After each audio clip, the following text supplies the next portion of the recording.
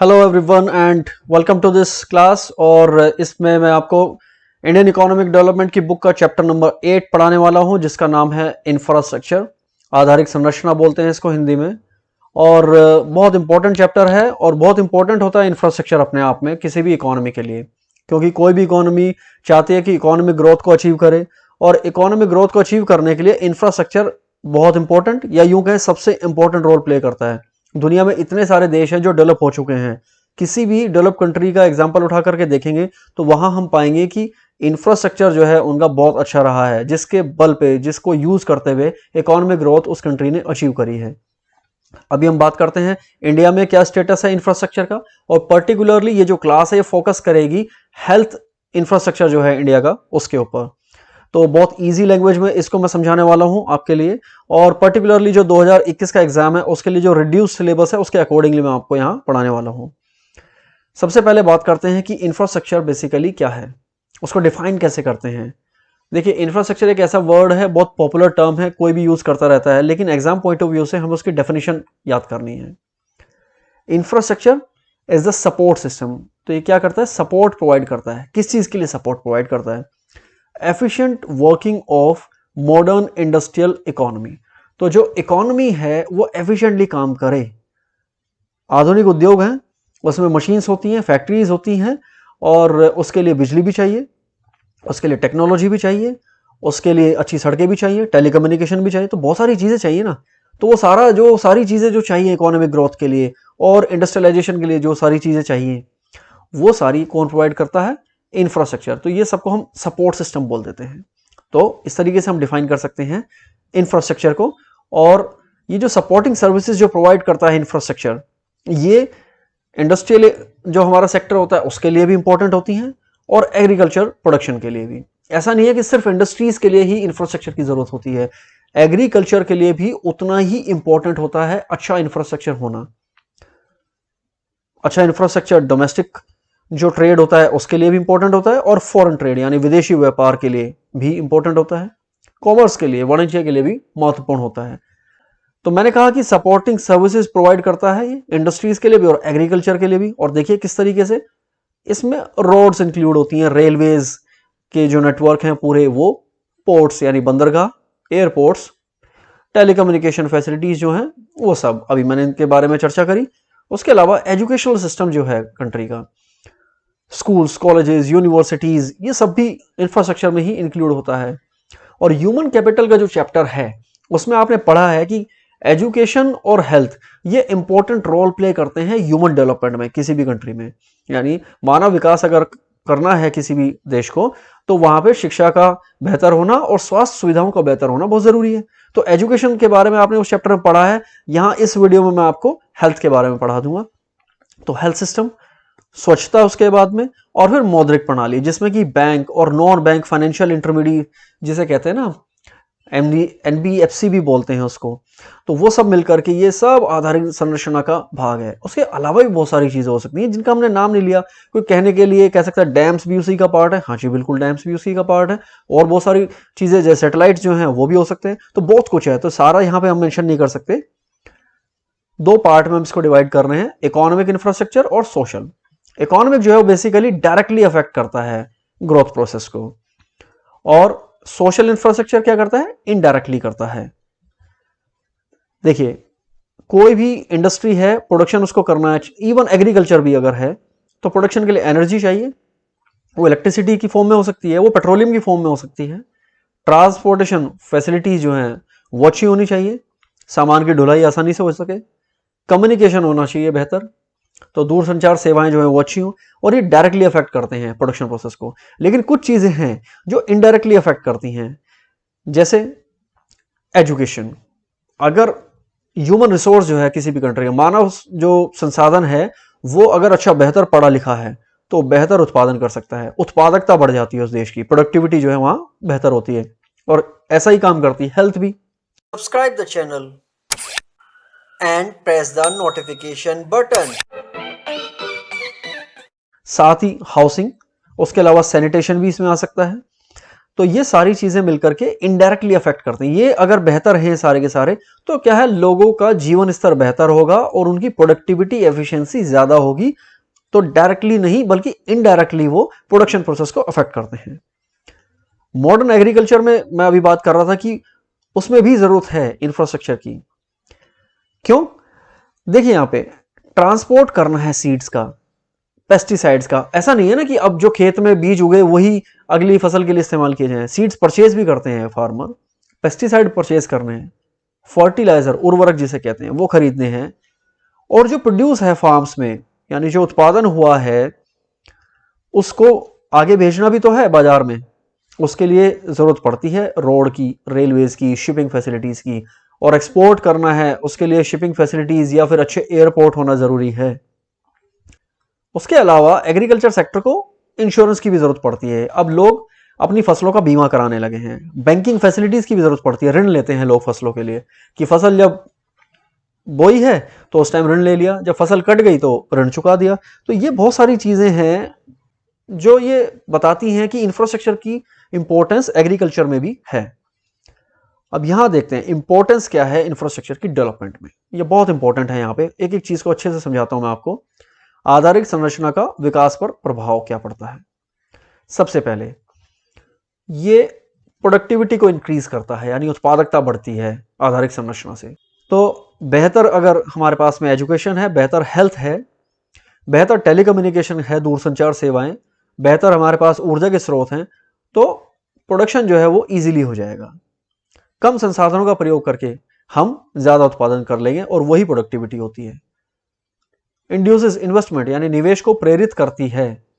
आधारिक संरचना अगर किसी देश की बेहतर है तो उस देश में फॉरेन डायरेक्ट इन्वेस्टमेंट ज्यादा होगा, क्योंकि विदेशों से जो लोग यहां निवेश करना चाहेंगे देश में, उन लोगों को पता है कि एक बेटर इंफ्रास्ट्रक्चर है कंट्री में, ट्रांसपोर्ट इजी है, टेलीकम्युनिकेशन इजी है, बैंक भी बहुत सारे हैं, बैंकिंग फैसिलिटीज अच्छी हैं।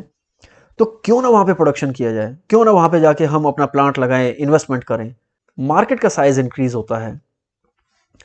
देखिए सिर्फ प्रोडक्शन बढ़ेगा ऐसा नहीं है, प्रोडक्शन बढ़ने से इनकम भी तो बढ़ती है।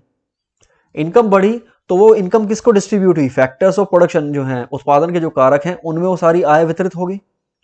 फिर वो जो फैक्टर्स ऑफ प्रोडक्शन हैं वो खर्च करते हैं सारी इनकम को on purchase of goods and services.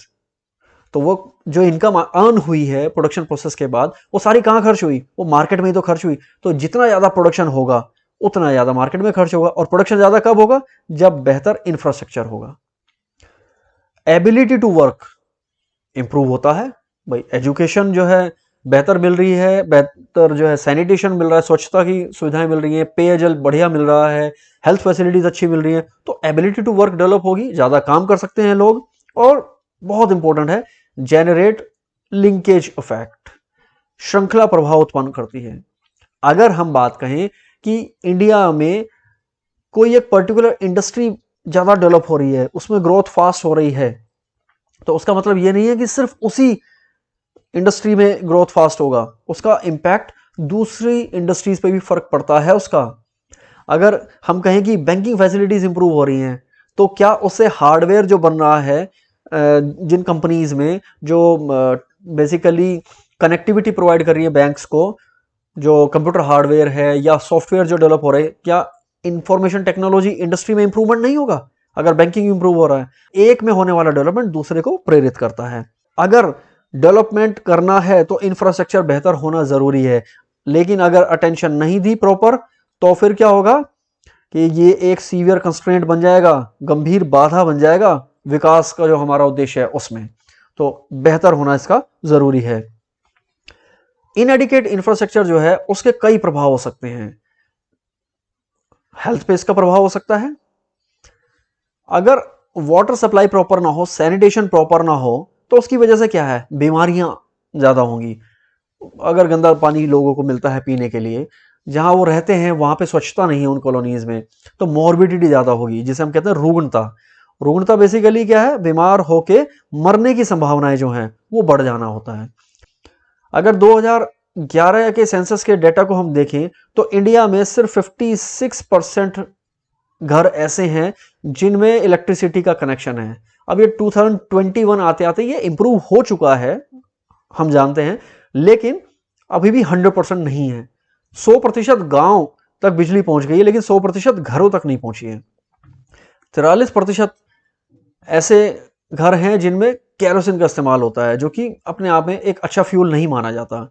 85% rural house hold, ग्रामीण घर ऐसे हैं जहां बायोफ्यूल का इस्तेमाल होता है, चूल्हे में लकड़ी का इस्तेमाल, उपलों का इस्तेमाल, जो एग्रीकल्चर वेस्ट होता है उसका इस्तेमाल। टैप वाटर अवेलेबिलिटी सिर्फ 31% घरों तक है रूरल एरिया में। 69% पॉपुलेशन जो है वो खुले जो हमारे जल स्रोत हैं, जैसे कुएं हैं, टैंक हैं, पॉन्ड्स, तालाब हैं, ऐसे जो सोर्सेज है ना पानी के, उनसे पीते हैं। तो ये ट्रीटेड वाटर नहीं होता। ट्रीटेड वाटर मतलब ऐसा पानी जिसको हमने कोई प्रोसेस के थ्रू जिसको हमने क्लीन किया हुआ हो, ये ऐसा पानी नहीं होता। तो इसमें संभावनाएं होती हैं बीमार होने की काफी। तो हम देख सकते हैं यहाँ पे इसमें इस पिक्चर में कि सेफ ड्रिंकिंग वाटर, साफ पानी मिल जाए पीने के लिए और पक्का मकान रहने के लिए मिल जाए, ये अभी भी एक बहुत डिस्टेंट ड्रीम है, दूर का सपना है। ये देख सकते हैं आप, कच्चा घर है, पानी के लिए हैंडपंप का इस्तेमाल कर रहे हैं, लेकिन हैंडपंप में ये जो नीचे जमीन का पानी आ रहा है ये साफ है या नहीं है, इसकी गारंटी कुछ नहीं है। कुछ डेटा देखते हैं और पता चल जाएगा कि इंडिया बाकी कंट्रीज के कंपैरिजन में कहां स्टैंड करती है। अगर हम देखें इन्वेस्टमेंट कितना है इंडिया में, तो हम देखते हैं कि 30% अपने जीडीपी का खर्च करता है इंडिया सिर्फ इन्वेस्टमेंट पे, निवेश पे। हम बात करते हैं चाइना की, चाइना ने इतनी प्रोग्रेस कर ली और स्टूडेंट्स में बड़ी क्यूरियोसिटी होती है कि क्यों चाइना इतनी प्रोग्रेस कर गया।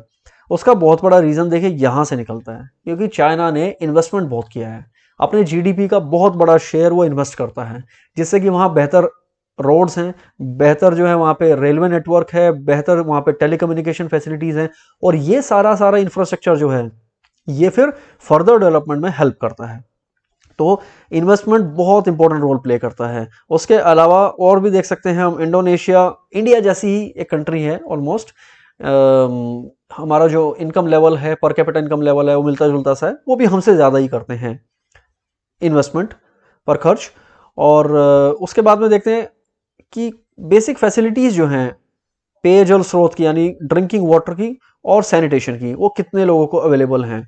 तो ड्रिंकिंग वाटर सोर्सेज 94% पॉपुलेशन के लिए अवेलेबल है, लेकिन सैनिटेशन सर्विसेज 40% के लिए। तो ये जो स्वच्छ भारत अभियान के तहत हम देखते हैं ना कि प्रधानमंत्री काफ़ी प्रेरित करते हैं लोगों को कि भाई खुले में शौच ना जाएं, खुले में ना आ जाएं, अपने घर में टॉयलेट बनवाएं, उसका इस्तेमाल करें। तो वो इसीलिए करते हैं कि सिर्फ 40% लोग इस तरह की फैसिलिटीज़ को मतलब अवेल कर पा रहे हैं। तो ये इंक्रीज करना है, क्योंकि ओपन डेफेकेशन जो है वो बहुत हार्मफुल है सभी लोगों के लिए। चाइना से कंपेयर करें 96 और ये 72%, आप देख सकते हैं कितना अंतर है हमारे डेवलपमेंट के लेवल में। मोबाइल सब्सक्राइबर्स की बात करें कि हर 100 लोगों में से कितनों के पास मोबाइल है कनेक्शन, तो यहां देखते हैं इंडिया में 87 कनेक्शन हैं हर 100 लोगों में, जबकि चाइना में 115, यानी 100 लोगों के पास 100 से भी ज्यादा कनेक्शन है। तो कुछ लोग ऐसे हैं जिनके पास एक से ज्यादा कनेक्शंस होंगे मोबाइल के। और एनर्जी का कंजम्पशन देख सकते हैं, हमसे 4 गुना वो एनर्जी कंज्यूम कर रहे हैं। तो ये million tons of oil equivalent, ये एक मेजर है बेसिकली ये कि कैसे हम इसको नाप सकते हैं एनर्जी कंजम्पशन को। तो हमसे 4 गुना वो कंजम्पशन कर रहे हैं। पॉपुलेशन उनकी ऑलमोस्ट हमारे बराबर ही है, अब हम पॉपुलेशन में लगभग उनके करीब आ चुके हैं। तो इसीलिए देख सकते हैं कि यहाँ पे क्योंकि इतना एनर्जी कंजम्पशन है, इसीलिए उनका प्रोडक्शन भी बहुत ज्यादा है हमसे।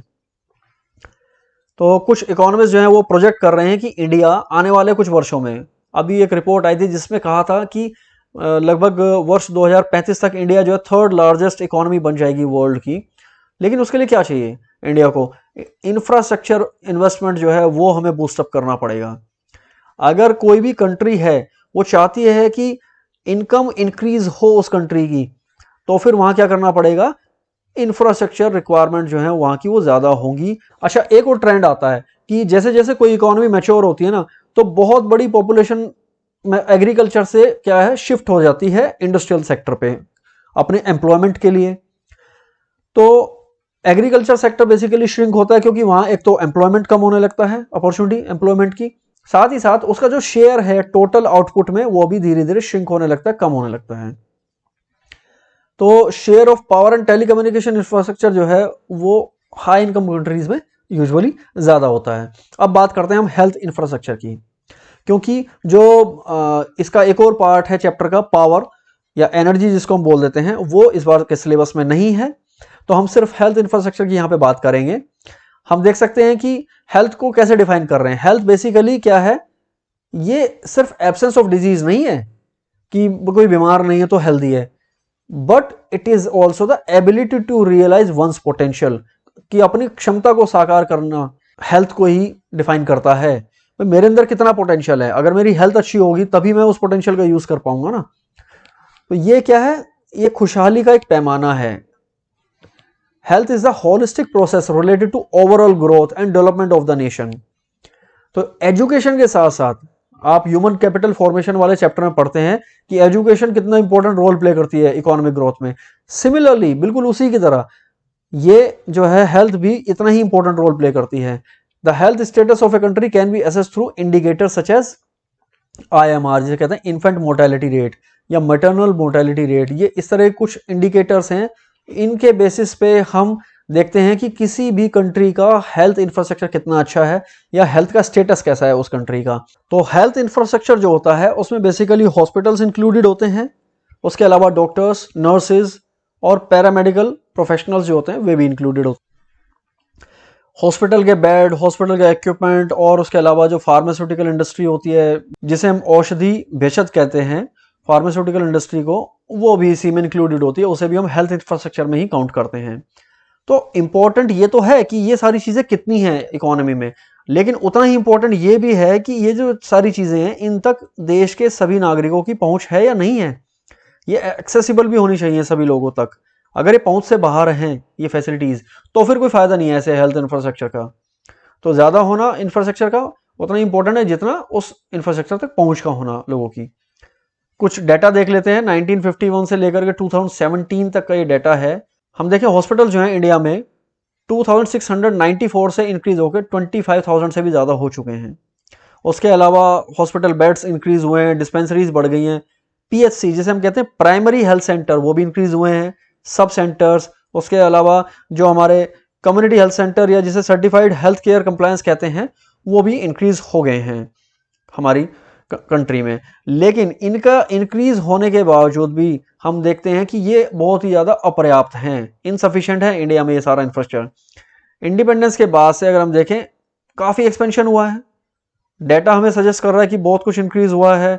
अगर हॉस्पिटल्स और डिस्पेंसरीज की बात करें तो ये काफ़ी इंक्रीज हुए हैं। नर्सिंग पर्सनल यानी नर्सों की संख्या जो है वो भी इंक्रीज हुई है, लेकिन ये इनसफिशिएंट है क्योंकि हमारी पॉपुलेशन इतनी बड़ी है, उस पॉपुलेशन के प्रोपोर्शन में ये ज़्यादा नहीं है।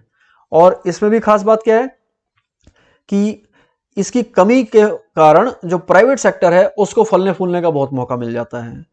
प्राइवेट सेक्टर का हमारी कंट्री में बहुत बड़ा रोल है। 70% हॉस्पिटल हमारी कंट्री में प्राइवेट सेक्टर के हैं, निजी क्षेत्र के।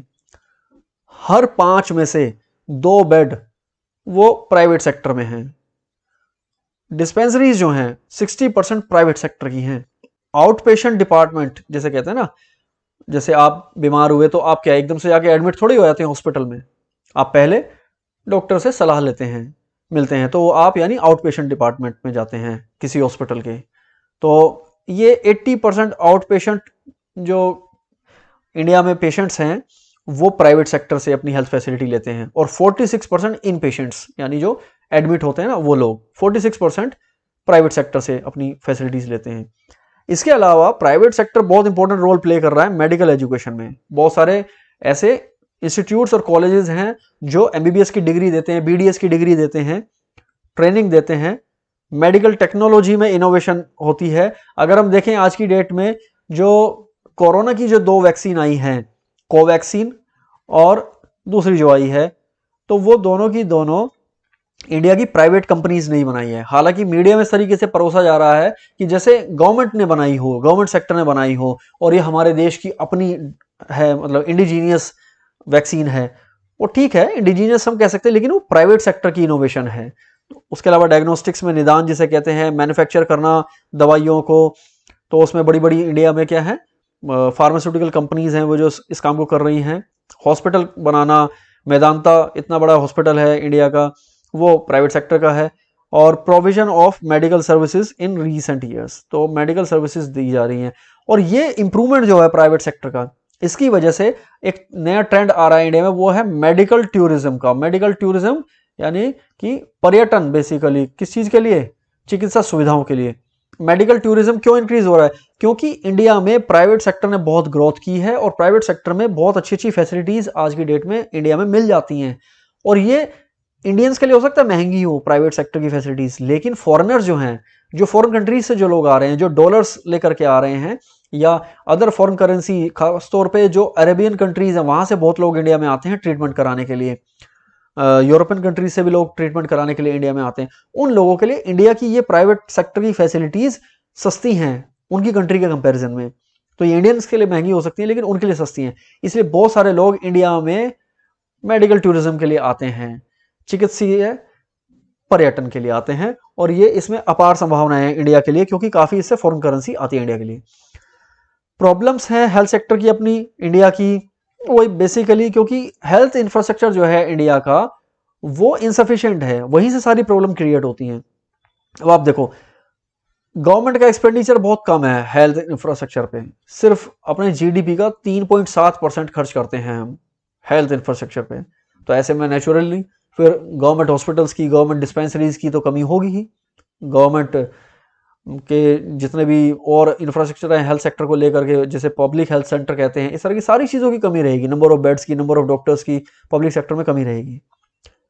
20% पॉपुलेशन है जो पब्लिक हेल्थ फैसिलिटीज़ पर डिपेंड कर रही है, और जबकि अगर हम देखें इंडिया का पॉवर्टी रेट वो 20% से ज़्यादा है। तो दैट मीन्स कि इंडिया में जो गरीब लोग हैं ना, निर्धन लोग जो हैं, जो बिलो पॉवर्टी लाइन लोग हैं, उन्हें भी कहीं ना कहीं प्राइवेट फैसिलिटीज़ को यूज़ करना पड़ता है, मजबूरी है।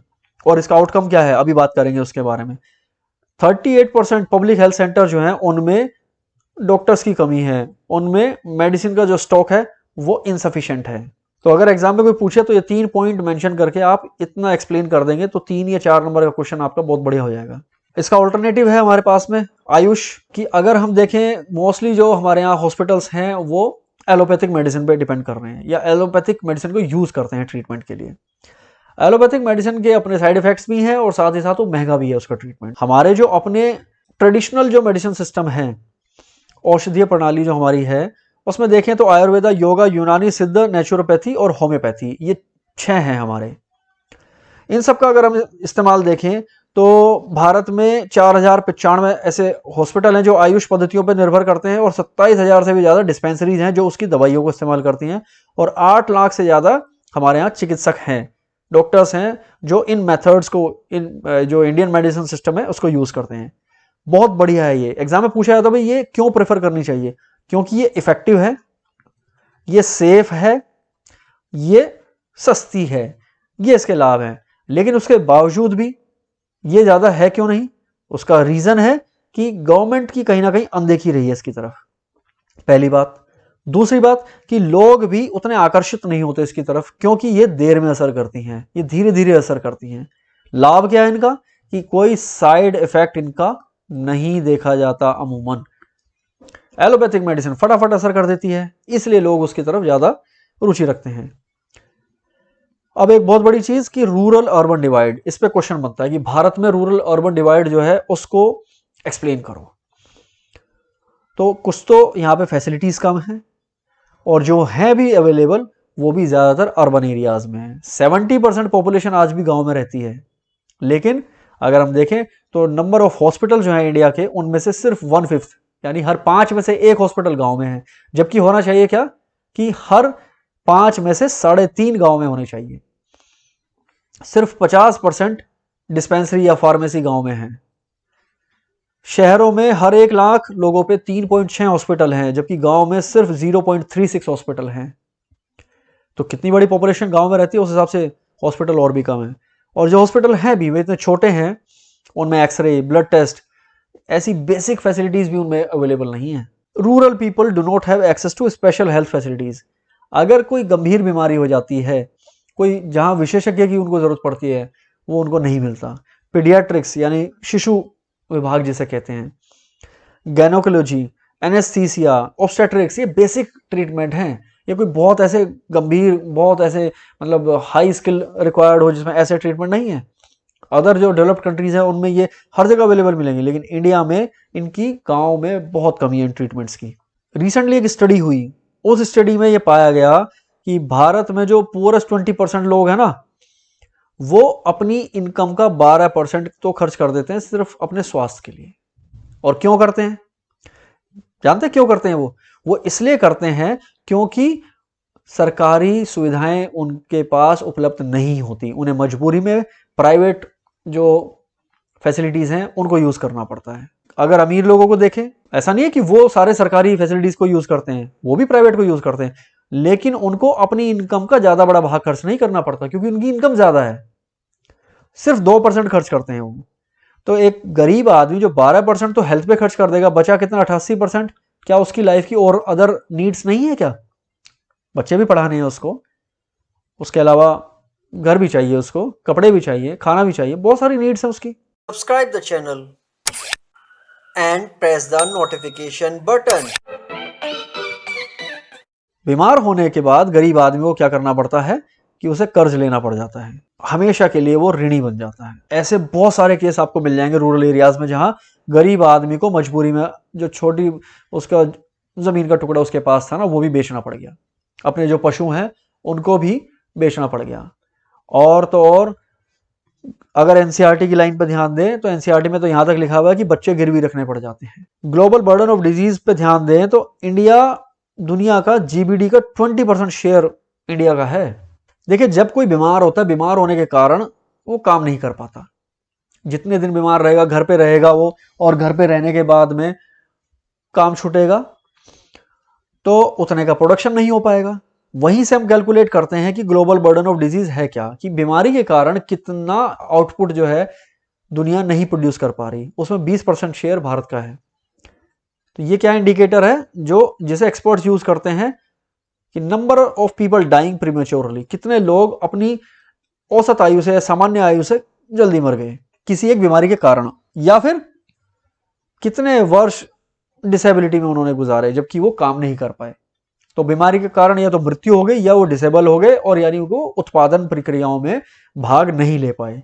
अगर विमेंस की हेल्थ की बात करें हम, तो महिलाओं का भी हम देख सकते हैं यहाँ पे कि प्रीमेच्योर डेथ जो है, आयु से पहले मृत्यु हो जाना, नियोनेटल डिसऑर्डर्स की वजह से, बच्चा जन्म लेता है ना, उसकी वजह से जो महिलाओं को परेशानियां झेलनी पड़ती हैं। क्योंकि यहाँ पे बहुत सारी बर्थ अभी भी ऐसी हैं इंडिया में जो हॉस्पिटल्स में या और जो प्राइमरी हेल्थ सेंटर्स हैं उनमें ना होकर के घरों में होती हैं, क्योंकि वो एक अनट्रेन्ड प्रोफेशनल ने वो डिलीवरीज करवाई हैं, तो उसमें बड़ा कॉम्प्रोमाइज होता है वुमेन की हेल्थ के साथ। चाइल्ड सेक्स रेशियो खराब हो रहा है, पहले 927 फीमेल थी, 2001 वर्ष में 2011 आते आते 919 लड़कियां रह गई। 12 वर्ष तक की आयु का अगर हम देखें सेक्स रेशियो, 5% गर्ल्स जो हैं इंडिया में 15 से 19 की आयु में उनकी शादी हो जाती है, तो जल्दी शादियां हो रही हैं। 50% से ज़्यादा महिलाओं को, मैं तो बल्कि ये मानता हूं कि शायद 70-80% महिलाओं को इंडिया में अनीमिया की समस्या है। अनीमिया होता है आयरन की डेफिशिएंसी। तो वुमेन की जो हेल्थ है इंडिया में बहुत ही पुअर है, बहुत कॉम्प्रोमाइज है, उस पर काफ़ी काम किए जाने की ज़रूरत है। तो इस वीडियो में इतना ही। Thank you so much for watching this video. Do like this video if it has been helpful for you. Bye bye, take care.